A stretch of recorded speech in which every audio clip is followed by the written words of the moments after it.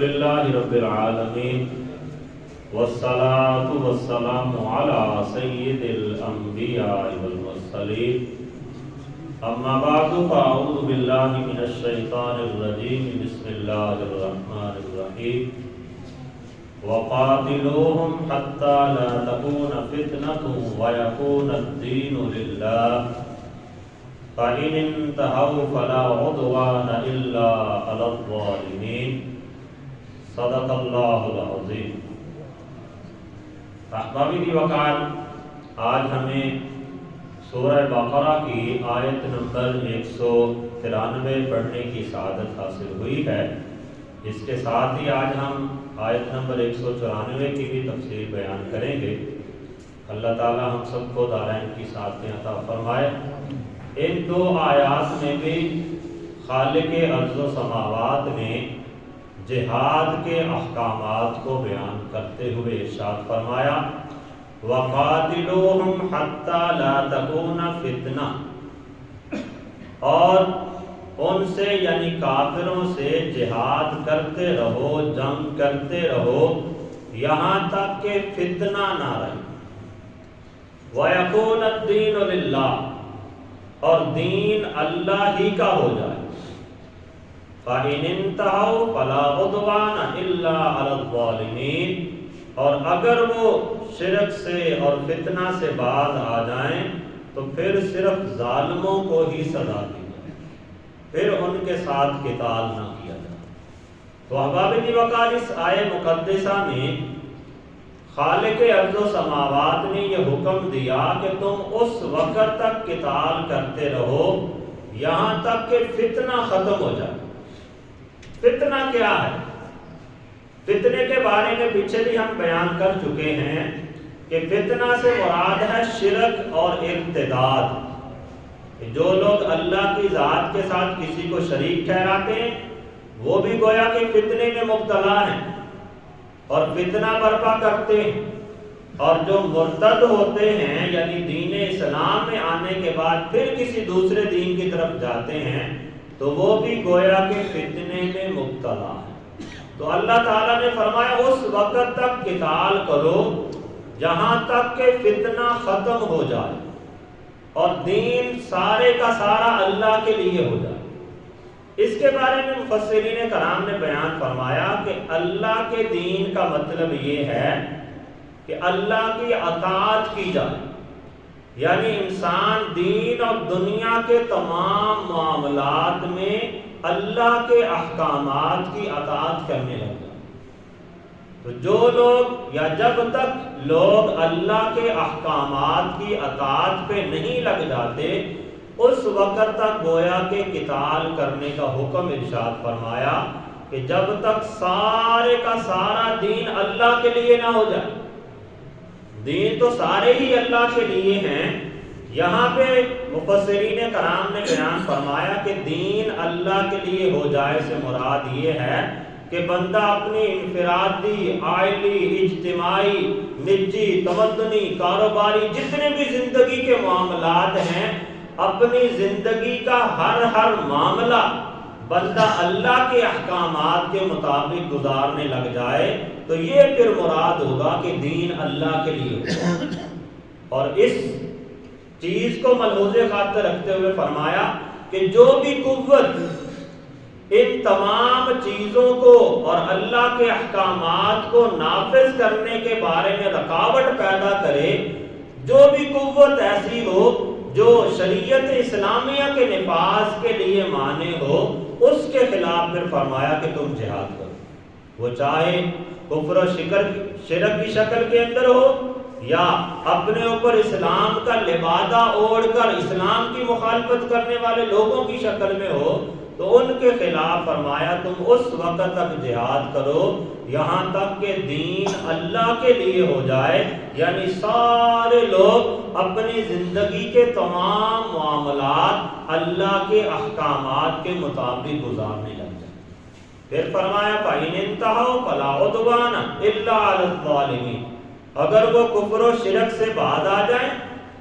دین کے معاملات میں رکاوٹ کرنے سے باز آ جائیں، پھر فرمایا تم بھی رک جاؤ، اب ان کے اوپر زیادتی نہیں کرنی، زیادتی صرف ان لوگوں پہ کرنی ہے جو ظلم کرنے والے، جو کفر و شرک پھیلانے والے ہیں، جو اسلام کے احکامات کے نفاذ کرنے کے درمیان رکاوٹ بننے والے ہیں، وہ سارے ظالم ہیں، ان کے خلاف تو قتال کرنا، جہاد کرنا اس کا حکم دیا۔ لیکن جو بندہ اسلام کے اندر معاملات کے نفاذ میں رکاوٹ کرنے سے مانے بنتا چلا جائے گا اور کفر و شرک کے معاملات سے دور ہوتا چلا جائے گا، پھر اس کے ساتھ زیادتی کرنے کی اجازت نہیں۔ پھر اگلی آیت مقدسہ میں اللہ جل شانہ نے ارشاد فرمایا، الشہر الحرام بالشہر الحرام، حرمت والے مہینے کا بدلہ حرمت والا مہینہ ہے، والحرمات قصاص، اور تمام محترم چیزوں کا قصاص ہے، بدلہ ہے۔ تو عوامل بقارس کے پس منظر میں مفسرین کرام نے بیان فرمایا کہ جب نبی علیہ السلام 7 ہجری میں اپنے صحابہ کرام کے ساتھ عمرہ کی سعادت کے لیے روانہ ہوئے تھے، اس وقت چونکہ کفار کے ساتھ معاہدہ تھا تو مسلمانوں کو یہ خدشہ لاحق ہوا کہ یہ حرمت والا مہینہ بھی ہے، ہم احرام کی حالت میں بھی ہیں، اللہ کے مقدس گھر میں بھی جا رہے ہیں، تو کہیں ایسا نہ ہو کہ دشمن ہمارے اوپر حملہ کرے، ہمارے اوپر زیادتی کرے، اور ہمیں تو حرمت والے مہینے میں جنگ کرنے کی اجازت ہی نہیں، ہمیں تو احرام کی حالت میں جنگ کرنے کی اجازت ہی نہیں، ہمیں تو حدود حرم کے اندر کسی کو قتل کرنے کی اجازت ہی نہیں ہے۔ تو اس وجہ سے مسلمانوں کے دل کے اندر تھوڑا سا خیال پیدا ہوا، پریشانی میں مبتلا ہوئے، تو رب تعالیٰ نے اجازت دے دی، الشہر الحرام بالشہر الحرام، کہ حرمت والے مہینے کا بدلہ حرمت والے مہینے میں ہے۔ یعنی اگر حرمت والے مہینے میں تمہارے ساتھ کوئی زیادتی کرے گا کافروں میں سے، تو پھر فرمایا تمہیں بھی بدلہ لینے کی اجازت ہے، اور جو بھی تمہاری محترم چیز ہے، محترم چیز سے مراد جو ویلیبل چیز ہے، جس کی اہمیت ہو، جس کے بغیر بندے کا گزارا نہ ہوتا ہو، اس کے بارے میں فرمایا تم قصاص لے سکتے ہو، اس کا تم بدلہ لے سکتے ہو۔ وہ تمہاری اگر کوئی ایسی محترم چیز کو تلف کرتے ہیں تو تم بھی اس کے بدلے میں ان کی اس طرح کی کوئی چیز کو تلف کر دو یا اس سے بدلہ لے لو۔ پھر آگے ارشاد فرمایا، فَمَنِ اعْتَدَىٰ عَلَيْكُمْ فَاعْتَدُوا عَلَيْهِ بِمِثْلِ مَا اعْتَدَىٰ عَلَيْكُمْ، فرمایا کہ جو شخص تم پر زیادتی کرے تم بھی اس پر اتنی ہی زیادتی کرو جتنی اس نے تمہارے اوپر زیادتی کی۔ یعنی یہ جو ہمارے ہاں دستور ہم کہتے ہیں کہ ہم تو اینٹ کا جواب پتھر سے دیتے ہیں، یہ گویا کہ دستور نہیں ہونا چاہیے۔ کافروں کے ساتھ بھی رب تعالیٰ نے یہ حکم دیا کہ جتنی وہ زیادتی کرتے ہیں تم نے اگر بدلہ لینا ہے تو اتنی ہی زیادتی کرنی ہے، اس سے آگے نہیں بڑھنا۔ اور اگر بندہ معاف کر دیتا ہے، معاف کرنے میں تو پھر اجر و ثواب ہی بڑا ہے۔ بالخصوص مومنین کے معاملات میں تو آپس میں حکم یہ ہے کہ بندہ حد المقدور درگزر کرے۔ اگر کوئی بندہ آپ کے اوپر زیادتی بھی کرتا ہے تو آپ اس سے درگزر کریں، اسے معاف فرمائیں، اس کی وجہ سے رب تعالیٰ دنیا و آخرت میں آپ کو عزت عطا فرمائے گا، اور آخرت میں بے پناہ اجر و ثواب رب تعالیٰ عطا فرمائے گا۔ لیکن اگر کسی نے زیادتی کی ہے، بندہ اس سے بدلہ لینا چاہتا ہے تو اتنا ہی بدلہ لے جتنی اس نے زیادتی کی ہے۔ اور یہاں پہ بالخصوص چونکہ کافروں کے حوالے سے بیان ہو رہا ہے، اور وہ جو عمرے کی سعادت کے لیے مومنین جا رہے تھے انہیں تنبیہ ہو رہی ہے کہ کافروں میں سے جو بندہ تمہارے اوپر زیادتی کرے گا، جس قدر وہ تمہارے پہ زیادتی کرے اتنا ہی تم نے اس کا بدلہ دینا، اس سے آگے نہیں بڑھنا۔ اور ساتھ تنبیہ فرمائی، واتقوا اللہ، اور اللہ سے ڈرو، وَاعْلَمُوا أَنَّ اللَّهَ مَعَ الْمُتَّقِينَ، اور جان لو کہ بے شک اللہ تعالیٰ متقین کے ساتھ ہے۔ جو تقوی والے ہیں، جن کے دلوں میں اللہ کا خوف موجود ہے، جو اپنی زندگی اللہ کے احکامات کے مطابق گزارتے ہیں اور رب تعالیٰ کی تمام منع کردہ چیزوں سے اپنے آپ کو دور رکھتے ہیں، وہ لوگ متقی ہیں۔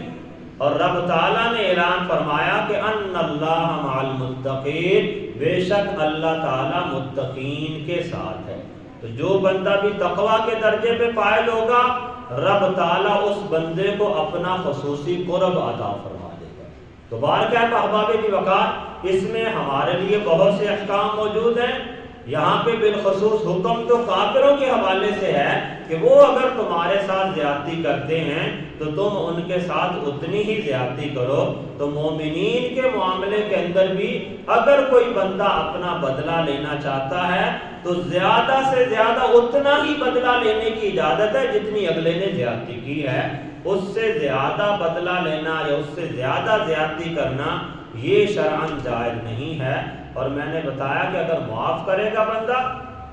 تو اس پہ تو رب تعالیٰ بڑا اجر و ثواب عطا فرمائے گا۔ ایک حدیث مبارکہ میں آتا ہے کہ جو بندہ دنیا میں رہتے ہوئے